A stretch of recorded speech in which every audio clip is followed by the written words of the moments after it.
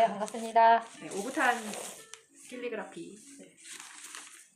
오늘 첫 시간 시작해 볼게요. 네. 오붓한이라는 뜻은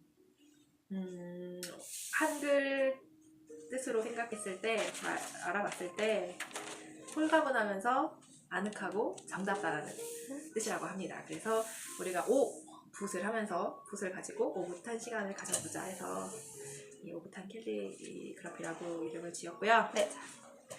오늘 이제 첫 시간 간단한 재료 소개를 먼저 해드릴게요. 제일 먼저 먹, 그다음에 문질, 그리고 붓, 그리고 먹과 접시가 필요해요. 그리고 이제 혼자 캘리를 하실 때 종이를 어떤 걸로 하실지에 대한 것도 잘 알아보기가 쉽지는 않을 텐데, 제가 보면 그냥 화선지만 있지 이런 재료에 대한 것을 설명해 주는 건 잘 없어서 저는 이것까지 설명을 해드리려고 해요. 이거는 이제 화선지 연습지라고 하고, 이게 다 잘라져 있는 부분, 반만 있는 거, 네. 또 4분의 1 조각으로 잘려져 있는 것이 있어요. 근데 저는 이게 가장 이제 비용도 저렴하고, 한 적게는 8,000원대부터 한 10,000원, 12,000원 정도면 한 100정 정도 되는 애를 이걸 구입하실 수 있거든요. 그래서 이렇게 생겼어요. 거의 이제 잘라진 모습만 보셨을 것 같아서 전체의 모습을 다 지금 보여드립니다. 이렇게 종이로 말려있고 이렇게 길어요. 네. 이렇게 길어서 저 같은 경우에는 이거를 종이를 떼가지고 이제 처음 연습할 때는 거의 4분의 1 조각으로 하시겠지만, 네.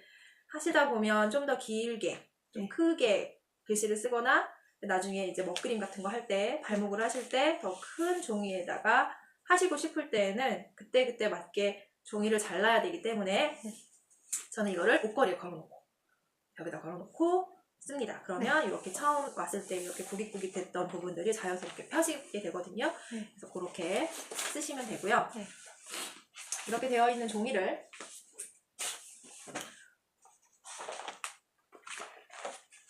조금 빼서 처음 자를 때 저는 그냥 손으로 잘라요. 한 5-6장 정도. 너무 욕심을 많이 내서 종이 뭉치를 많이 꺼내시면 다 찢어지기 때문에 한 이 정도로 나누셔가지고요. 쭉 피셔서 반을 접어주세요. 이런 게 싫으시다 하시는 분들은 다 잘려져 있는 거를 사셔도 상관없습니다. 근데 저는 이 글씨를 쓰기 전에 하나의 의식처럼 내가 오늘 쓸 종이들을 미리 만난다 생각을 하면서 자르고 있어요. 아주 꾹꾹 누르셔야 돼요. 누르셔서 이렇게 자르십니다.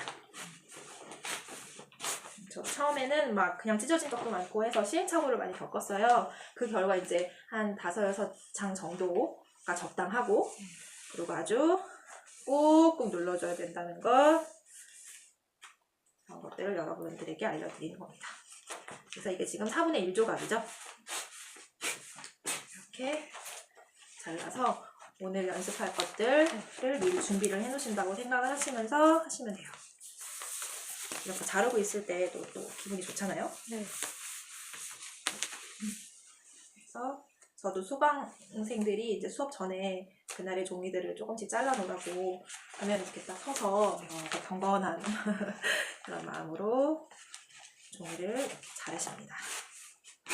자, 이렇게 잘라서 두고, 여기다 두고, 이 화선지가 알고 계시겠지만 잘 만져보면 조금 더 매끈매끈한 부분이 있고요. 네. 거친 부분이 있어요. 만져보세요. 네. 네, 그렇죠.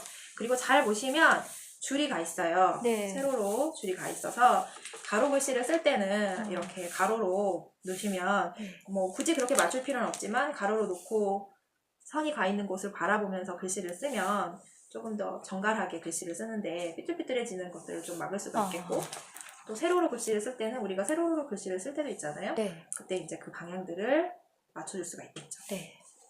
그래서 기본적으로 화선지에 대한 것들, 화선지가 일단 우리가 쓰는 종이잖아요. 네.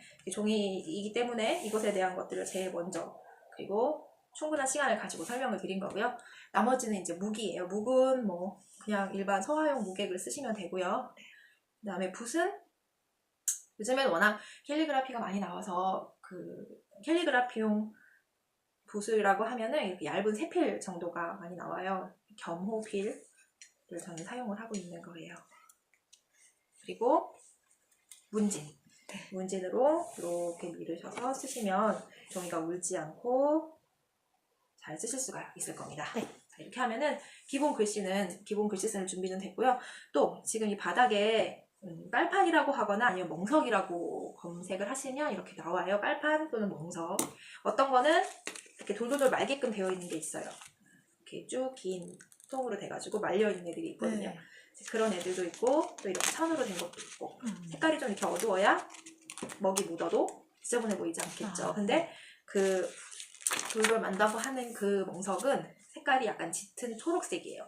그래서 먹이 묻으면 좀 잘 보여요. 약간 지저분한 것들이 좀 많이 보이지만 뭐 그것도 그냥 그 나름대로 사용을 하실 수 있고요. 그래서 장단점이 있어요. 그거는 그냥 아무 때나 쫙쫙 깔아서 쓰면은 약간 두께도 있고 판판하기 때문에 글씨를 쓸 수 있지만 또 천은 약간 이렇게 판판한 면을 또 찾아야 하고 하지만 천은 오염이 되거나 했을 때 빨 수도 있죠. 그런 장단점이 있어요. 자, 일단 그렇게 해서 기본 재료는 그렇게 해주시면 되고요. 일단 붓은 우리는 아주 정식적으로 배우는 서예는 아니잖아요. 서예는 이제 잡는 법이 뭐 쌍구법, 단구법 뭐 다 여러 가지 그 방법들을 좀 지켜야 하지만 저는 그것들이 그런 것들을 뭐 엄격하게 지키기보다는 본인한테 그냥 편한 채로 쓰시면 되되 붓을 세우시는 거를 저는 말씀을 드리고 싶어요. 붓은 세우시고 붓을 너무 멀리 잡지 않고 또 너무 가까이 잡으면 글씨 쓰는 시야가 너무 좁아지기 때문에 한 중간에서 한 3분의 2 지점 정도 잡으면 제일 편안한 것 같고요. 아주 작은 글씨들은 팔을 내려서 쓸 때도 있지만 기본적으로 선을 연습하거나 할 때는 저는 팔을 띄는 거를 추천해드리고 싶어요. 작은 글씨를 쓰는 건 처음부터 익히기에 쉬워서 붓펜으로 이제 먼저 시작을 하실 수도 있는데 붓으로 시작을 먼저 하면 그게 나중에 작은 글씨로 썼을 때 좀 더 쉬워요. 처음에 붓이 조금 어려워도 그것만 조금 이겨내면 붓글씨는 붓펜으로 쓰는 것들은 좀 더 접근하기가 쉽기 때문에 붓으로 먼저 선 연습을 충분히 하셔서 이 먹향을 좀 맡아보시는 것도 되게 좋아요.